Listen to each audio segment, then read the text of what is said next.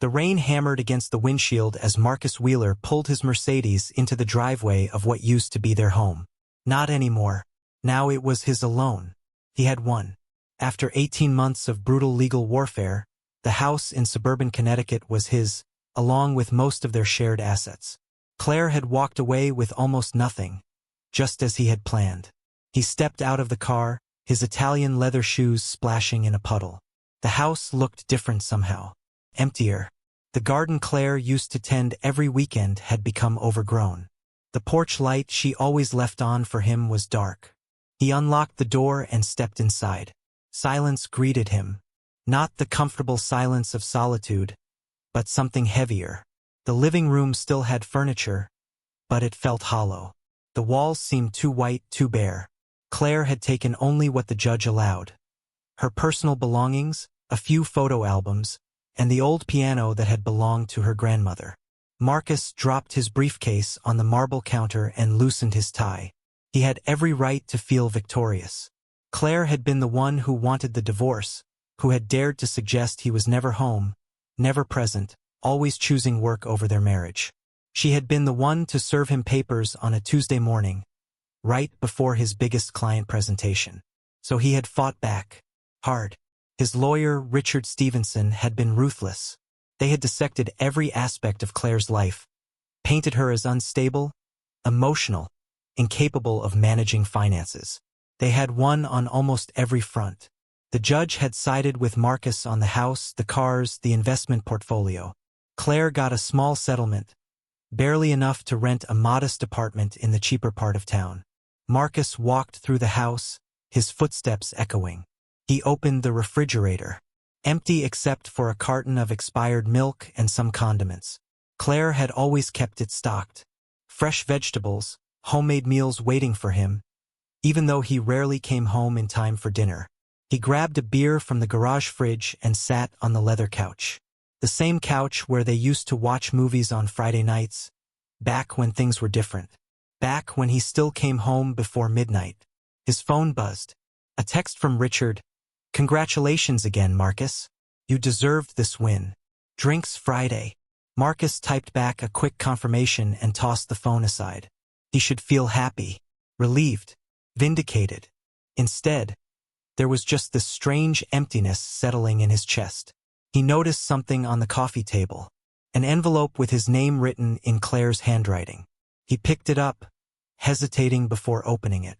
Inside was a single piece of paper. No letter, just a list written in her careful script. What you really took. Every morning I woke up alone. Every anniversary dinner I ate by myself. Every hospital visit I went to without you. Every dream we talked about that you forgot. Every moment I waited for you to choose me. Every piece of myself I gave up trying to fit into your schedule. Every year of believing tomorrow would be different. Marcus stared at the list. His throat tightened. He remembered now in fragments. Claire mentioning something about a doctor's appointment last year. Had it been serious? He couldn't remember. He had been in Seattle for a merger. Their 15th anniversary. She had made reservations at that French restaurant downtown. He had canceled 2 hours before, stuck in a meeting that could have waited. Her birthday last March. He had sent flowers from his assistant but hadn't made it home until she was already asleep. He crumpled the paper and threw it across the room, but the words had already embedded themselves in his mind. He stood up and walked to the second floor, to what used to be Claire's hobby room. The room where she had spent countless evenings when he was working late. It was completely empty now, just bare walls and hardwood floors. But on the windowsill she had left something. A small framed photo face down. Marcus picked it up and turned it over. It was from their honeymoon in Maine. They were on a rocky beach, Claire laughing as the wind whipped her hair across her face. Marcus had his arms around her, genuinely smiling, looking at her like she was his entire world. He looked so different then. Younger, yes, but also lighter somehow. Happy in a way he hadn't been in years. When was the last time he had looked at her like that? When was the last time he had really looked at her at all? Marcus sat on the floor of the empty room, still holding the photograph, and for the first time since the divorce proceedings began, He felt something crack inside his chest. The next morning, Marcus woke up on the couch, still in his work clothes. His neck ached, and the empty beer bottle had left a ring on the coffee table. Claire would have put a coaster there. She always did. He showered and dressed mechanically, then drove to the office. His team congratulated him on closing the Hendricks account. His secretary brought him coffee exactly how he liked it. Everything was as it should be. Everything was under control. Except it wasn't. During the afternoon meeting, Marcus found himself staring out the window instead of focusing on the quarterly projections. His junior partner, David, had to repeat a question twice before Marcus heard him. That evening, instead of staying late as usual, Marcus left at 6. He drove past his house and found himself heading toward the older part of town, where the apartments were smaller and the streets narrower. He told himself he was just driving, just clearing his head. But then he saw her. Claire was walking out of a small grocery store, carrying 2 bags. She looked different. Thinner, maybe. Her hair was shorter. She wore jeans and a simple sweater, nothing like the designer clothes he used to buy her for Christmas, clothes she never seemed excited about. She was smiling at something the cashier said through the window. Actually smiling. Not the tight, polite smile she had given him for the past 3 years. A real smile. Marcus pulled over and watched as she walked to a modest apartment building, the kind with external stairs and faded blue paint. This was where she lived now, where his victory had placed her. He remembered the courtroom. Richard had been brilliant, picking apart every claim Claire made. When she tried to explain why she needed more support, why the house had been her home too, Richard had made it sound like she was being greedy, unreasonable, taking advantage of Marcus's success. Marcus had sat there, silent, letting it happen. Claire had looked at him once during the proceedings, really looked at him. Not with anger, not with hatred, with something worse. Disappointment. The kind of disappointment you feel when someone you loved proves they were never who you thought they were. He drove home in the dark. The house was cold. He turned up the thermostat, but the chill seemed to come from inside the walls themselves. His phone rang. His mother. Margaret Wheeler, we need to talk about Thanksgiving. I assume you'll be bringing Claire as usual. Mom, we're divorced. Remember? I told you months ago. His mother went silent for a long moment. Oh, Marcus. What did you do? I won, Mom. The house, the assets, everything. Another pause, heavier this time. Her voice came back colder. And what exactly did you win, son? That girl loved you. She was the best thing that ever happened to you, and you know it. She wanted the divorce, not me. Because you gave her no choice. I watched you disappear into that job. I watched her wait for you, year after year. Don't you dare play victim now. His mother hung up. Marcus stood in the empty kitchen, phone still in his hand, and realized he was completely alone. 3 weeks passed. Marcus went through the motions. Work, home, sleep, repeat. The house remained empty. He ordered takeout every night, the containers piling up in the trash. He stopped returning calls from friends. They had mostly been couple friends anyway, and after the divorce, the invitations had dried up. On a Saturday morning, Marcus forced himself to go to the grocery store. As he wandered the aisles, he realized he had no idea what to buy. Claire had always done this. Planned the meals, knew what they needed, somehow made the house feel like a home. He was standing in the produce section, staring blankly at tomatoes, when he heard a familiar voice. Marcus? He turned. It was Jennifer Kim, Claire's best friend. They had been inseparable in college. Jennifer's expression went cold the moment she recognized him. I didn't expect to see you here. Usually, Claire handled the domestic stuff, right? The words stung more than they should have. How is she? The question escaped before Marcus could stop it. Jennifer's eyes narrowed. Now you care? You destroyed her in that courtroom, Marcus. You took everything from her and made her look like a villain for wanting out of a marriage where she was already alone. That's not. I didn't mean. You didn't mean what? To humiliate her? To take the house her parents helped her buy? To make sure she had barely enough to survive? She gave you 18 years, Marcus. 18 years of waiting for you to show up. And when she finally had the courage to leave, you punished her for it. Marcus felt something crack wider in his chest. Where is she working now? Jennifer laughed bitterly. Working? She's working 3 jobs, Marcus. Morning shift at a coffee shop, afternoons at a bookstore, evenings doing freelance editing. Because your brilliant lawyer made sure she got almost nothing. She's exhausted all the time. But you know what? She's happier than I've seen her in years.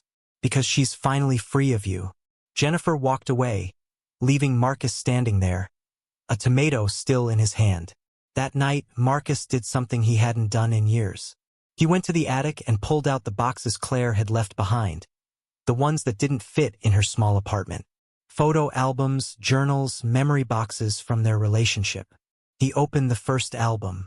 Their wedding day. Claire in her simple white dress, chosen because it was what they could afford.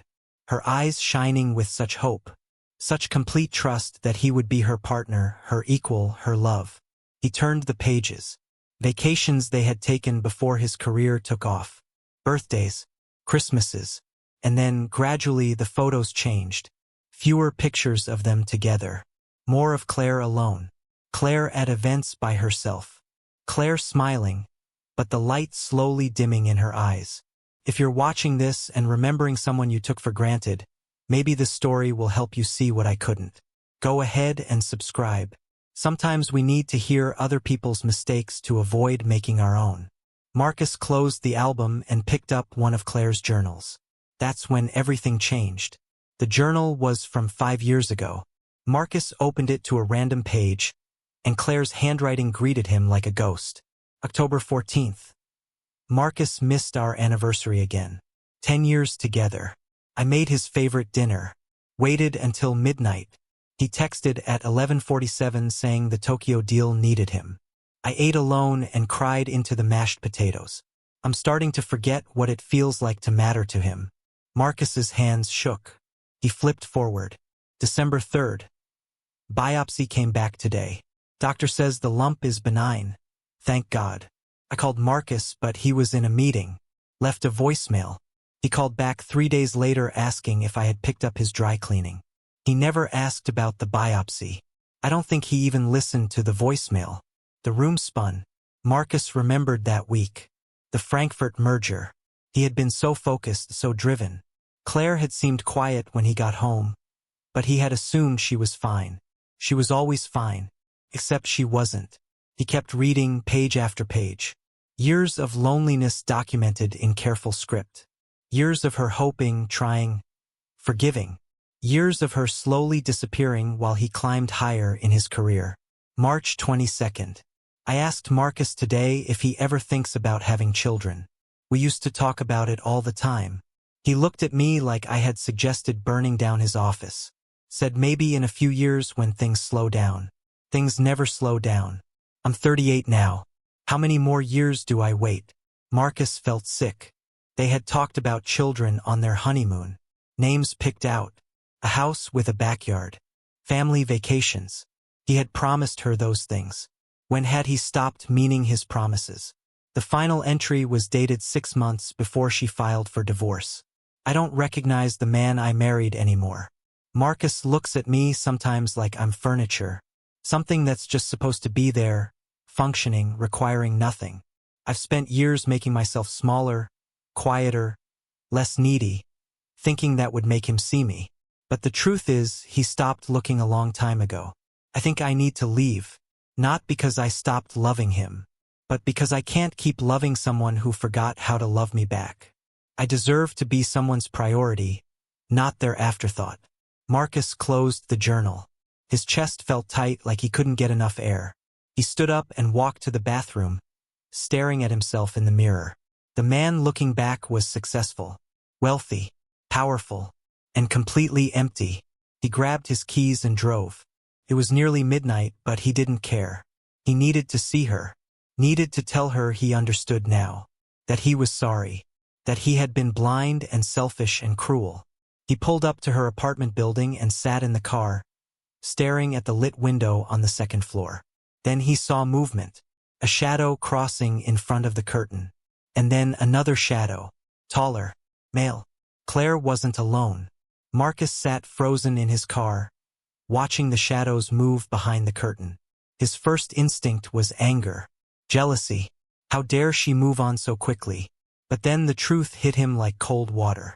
It had been over a year since the divorce was finalized.